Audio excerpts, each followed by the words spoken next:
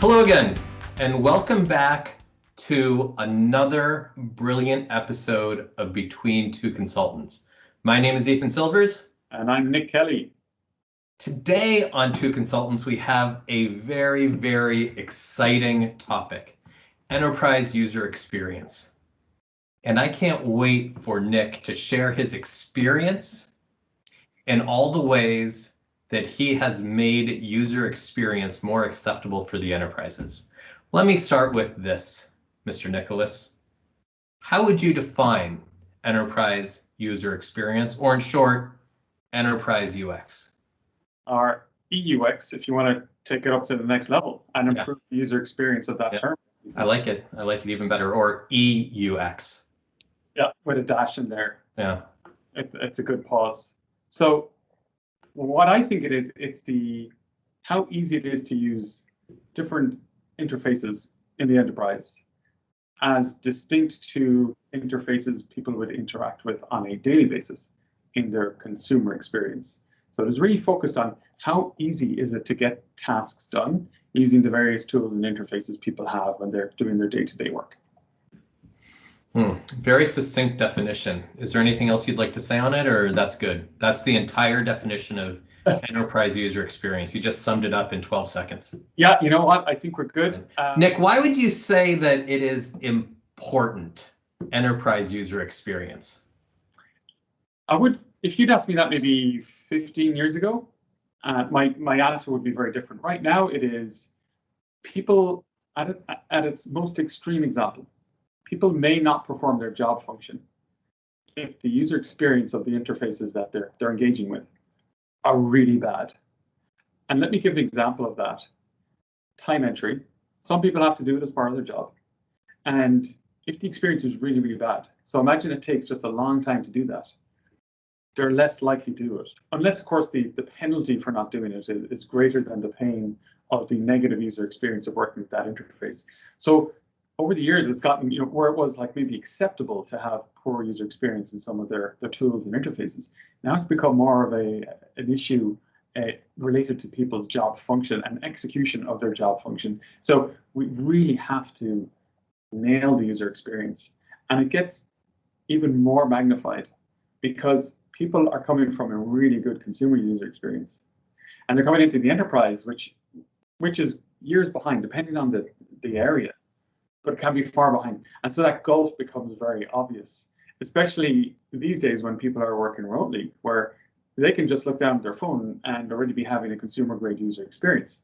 And then they're back on their computer and their desktop using whatever the tools are. And it can be a stark contrast. So that's like the importance of why we have to focus on it.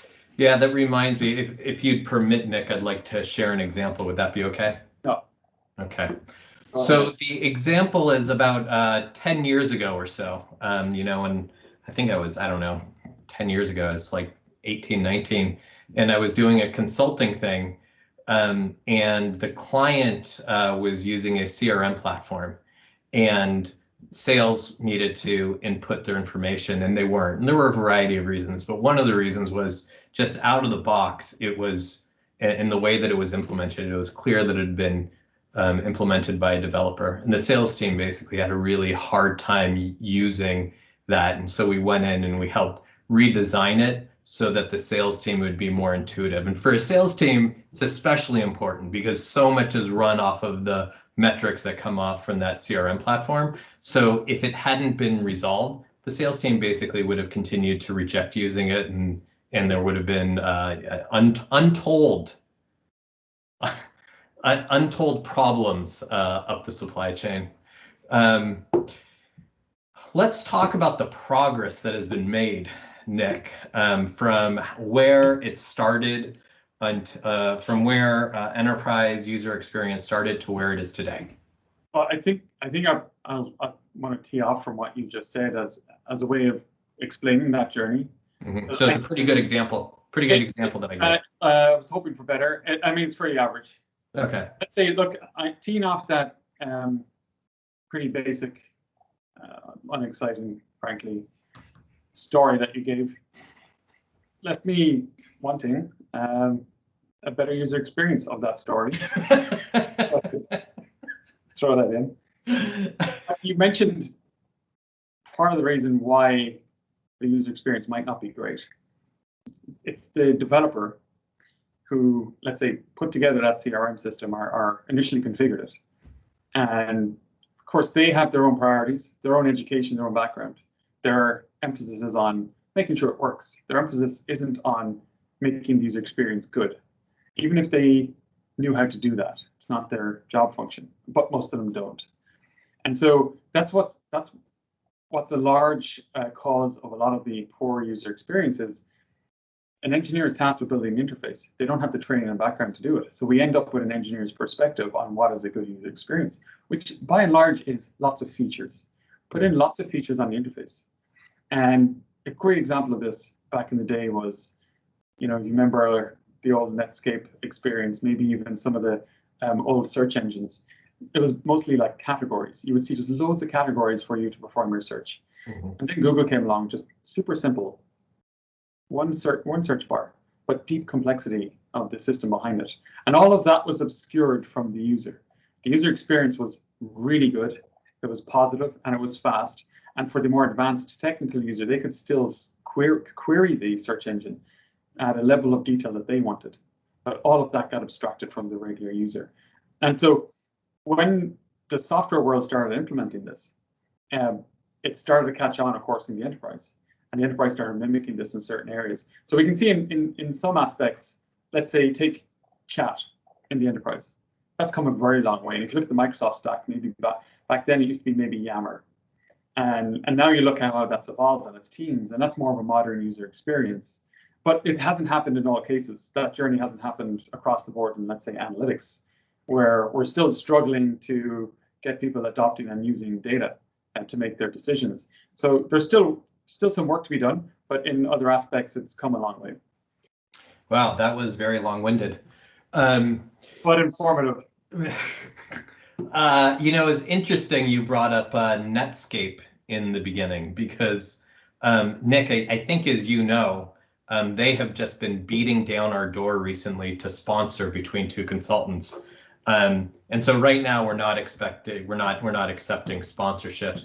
Blockbuster was the reason I had to put up security cameras at the front just to head them off. And I actually put them down the street so I can see them coming and just try and send the kids out to tell them the wrong way. One thing I never expected was for this show to take off the way it did. Yeah. Mm-hmm. And honestly, probably producer Courtney spends most of her time dealing with this. Courtney, can you give any thoughts on how you manage the sponsors and basically the floodgates there? Yeah, well, most people think I haven't left my house this past year because of the pandemic, but it's really just can't handle the fame. So I've just been pretty much hiding in my room. Yeah. Well, back to the episode at hand. Where did we leave after Nick's response? Have we talked about consumer versus the enterprise and what enterprise you touched on that with chat, consumer and the enterprise. Do you want to talk about it a little bit more? Yeah, I think maybe the overall approach to how we look at how we engage the end user, that is really well understood in the consumer experience. Like bringing people on a journey with an application or with an interface. And that's another area that we can learn in the enterprise space. So it's really we're trying to match the consumer user experience ultimately. That's what we're trying to do. But there's varying degrees of maturity around that, of course. What do you see for trends of what's coming up? I know that analytics UX is near and dear to your heart. Any thoughts on that versus any other fields or practices? Yeah, I think that's the one with the biggest potential. We've, like many modalities, we've figured out the technical sides of it to a degree. There's great technology out there for improving data quality, data cataloging, data governance, all these good things, very, very important. But we still struggle with that last mile, the last 10% of delivery of insight to people.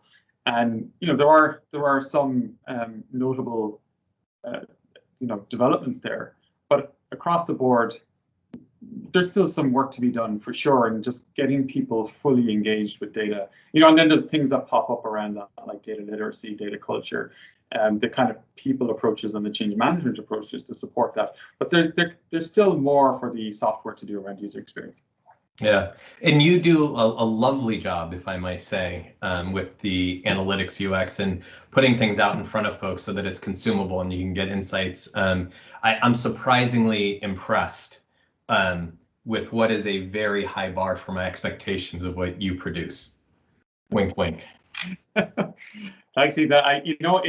It's the, what I would put it down to is, as you know, like I have a background in user experience, and I think for people who have the UX background, it seems like there's very rich, fertile ground for user experience in analytics, and just because it's been so unexplored.